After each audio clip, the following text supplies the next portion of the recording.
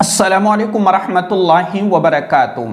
अपनी तहज्जुद की दुआओं में किसी एक चीज़ को अल्लाह तबारक व तआला से बार बार मांगना, क्या मतलब है कि एक इंसान है कि वो अपनी हाजत के लिए और अपनी ज़रूरत के लिए किसी चीज़ को अल्लाह तबारक व तआला से मांग रहा है और मांगते मांगते उसे एक अरसा गुजर गया या कई महीने गुजर गए तो उसके दिल में एक ख्याल आता है, एक वसवसा आता है। क्या आता है कि एक ही चीज़ को अल्लाह तबारक व तआला से बार बार मांगना ये कैसा है? क्या हम अल्लाह तबारक व तआला से एक ही चीज़ को कई मर्तबा, कई दिनों तक, कई महीनों तक और कई सालों तक मांग सकते हैं? दूसरी बात कि हम अल्लाह तबारक व तआला से उस चीज़ को मांगना कब छोड़ सकते हैं? यानी जो चीज़ हम मांग रहे हैं और वो चीज़ हमें नहीं मिल रही है तो क्या हम उसको अपनी दुआओं में जो है अपनी दुआओं से छोड़ सकते हैं? आइए इसी बात को समझने के लिए मैं आपको 4 से 5 बातें बतलाऊंगा। यकीन जानिए इंशाअल्लाह हमारे दिलो दिमाग से ये ख्याल निकल जाएगा कि हमें अल्लाह तबारक व तआला से एक ही चीज़ को बार बार मांगना चाहिए या नहीं मांगना चाहिए, या हम अपनी दुआओं को छोड़ देना चाहिए या नहीं छोड़ना चाहिए। ये 5 बातें अपने दिमाग में बिठा लीजिएगा। देखिए, सबसे पहली चीज़ कि अल्लाह तबारक व तआला से दुआ करना ये एक इबादत है। अल्लाह तबारक व तआला से जो बंदा दुआएं करता है और दुआएं मांगता रहता है तो गोया के ये एक इबादत है। दूसरी बात कि जो अल्लाह से मांगता है और इसरार के साथ मांगता है, गिड़गिड़ा करके मांगता है, तो अल्लाह तबारक व तआला उस शख्स से बड़ा खुश होता है। कुरान करीम के अंदर अल्लाह तबारक व तआला ने फरमाया कि व अंतुमुल फुक़रा, तुम तो सब फ़कीर हो। और यकीन जानिए कि हम सब फ़कीर है, हम सब अल्लाह के मोहताज है।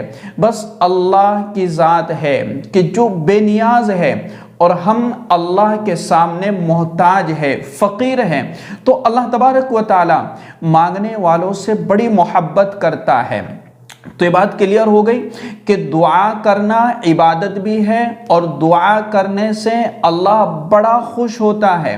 और अल्लाह तबारक व तआला ने और हुजूर अकरम सल्लल्लाहु अलैहि वसल्लम ने ये बात इरशाद फरमाई कि इदा सअल्त फस्अलिल्लाह, कि जब तुम किसी चीज़ के बारे में सवाल करो तो सिर्फ और सिर्फ अल्लाह से सवाल करो। ये बात समझ में आ गई?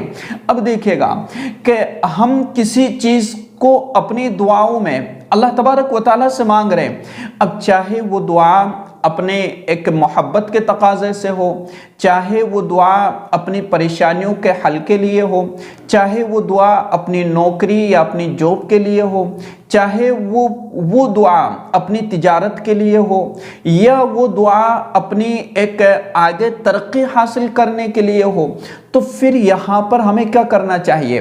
देखिए, एक बंदा है या एक कोई जो है लड़की है, वो अल्लाह तबारक व तआला से दुआएं कर रही है कि अल्लाह मेरा जो रिश्ता है फलाने लड़के से हो जाए, और इसकी दुआ काफ़ी अरसे से हो रही है, 2 महीने 3 महीने या 2 साल 3 साल से दुआएं हो रही है।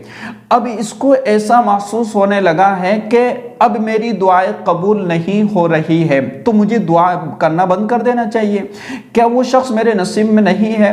अब यहाँ पर अल्लाह तबारक व तआला की हिकमत अमली पर हमें गौर व फिक्र करके और अल्लाह तबारक व तआला की हिकमत अमली को हमें समझ करके और अल्लाह के उस फैसले पर हमें राज़ी रहते हुए अपनी दुआओं को जारी रखना है। क्या मतलब है? देखिए, एक इंसान है अल्लाह तबारक व तआला से अपनी हाजत के लिए और अपनी ज़रूरियात के लिए दुआएं कर रहा है, ठीक है, लेकिन अल्लाह तबारक व तआला उस शख्स को उस वक़्त वो चीज़ नहीं दे रहा है। चाहे उसको दुआएं करते हुए 5 साल हो गए, चाहे 10 साल हो गए, चाहे तहज्जुद की दुआ में वो दुआ मांग रहा है, चाहे वो सलातुल हाजा की नमाज पढ़ कर के दुआएं कर रहा है, चाहे वो सदका खैरात करके दुआएं कर रहा है, तो दुआ तो कबूल हो रही है और दुआ पर उसको अजर व सवाब भी मिल रहा है। लेकिन अल्लाह तबारक व तआला کسی حکمت کی وجہ سے اس بندے کو وہ چیز نہیں دے رہا ہے، لیکن اس نے جو چیز مانگی ہے اللہ سے، اللہ تبارک و تعالی اس سے کئی گنا بہتر اس کو کل قیامت کے دن اس کا اجر دے دیا جائے گا۔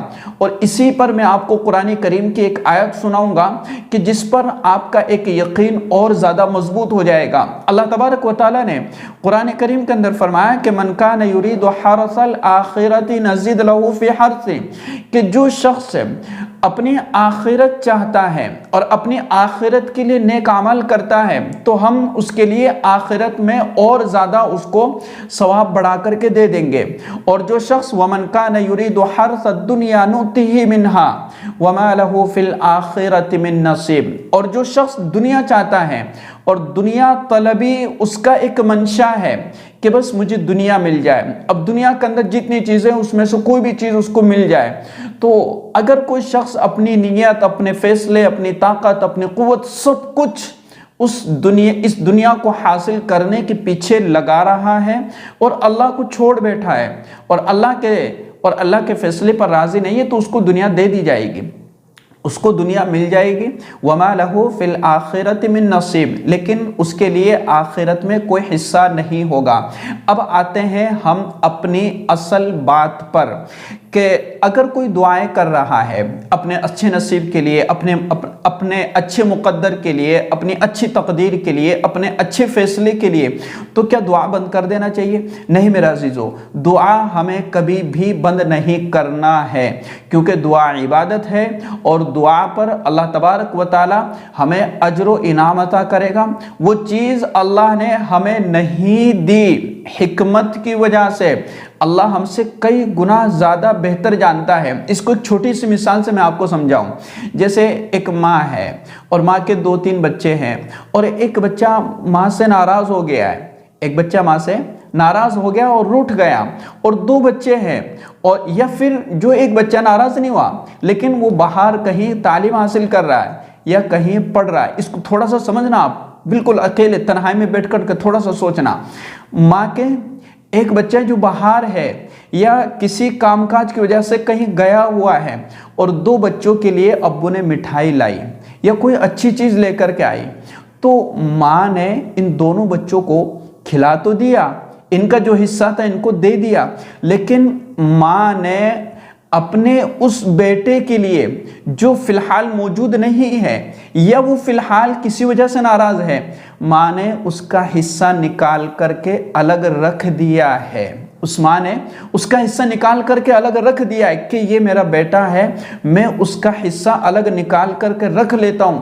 تو اللہ تو جو ہے کتنا رحیم اور کریم ہے، کیوں نہ ہمارے لیے آخرت کا حصہ نکال کر رکھ دے گا۔ تو دعا ہمیں کبھی بھی بند نہیں کرنا ہے، اور دعائیں قبول نہیں ہو رہی ہے، یعنی اللہ تبارک و تعالیٰ وہ چیز ہمیں نہیں دے رہا ہے، تو ہمیں دعا کبھی بھی بند نہیں کرنا چاہیے۔ اللہ کے فیصلے پر ہمیں راضی رہنا ہے۔ اور دوسری بات یہ ہے کہ جو چیز ہمیں ہمارے مقدر میں ہے، جو ملنا ہے، اللہ تبارک و تعالیٰ وہ ہمیں دے دے گا۔ تو یہ ساری باتیں آپ کو سمجھ میں آ گئی ہوگی میرا عزیزو، کہ ہم دعا کرتے رہے اللہ سے، اگر مل گیا تو ٹھیک ہے، نہیں ملا تو ہم یہ امید رکھیں کہ اللہ اس کا بدلہ مجھے کل قیامت کے دن اس سے کئی گنا بہتر عطا کرے گا۔ اور حدیث پاک کے اندر آتا ہے کہ جب بھی اللہ تعالیٰ سے سوال کرو تو 3 مرتبہ اس لفظ کو دہراؤ، یعنی ایک عاجزی کے ساتھ، ایک انکساری کے ساتھ اللہ کے سامنے دعائیں کرو۔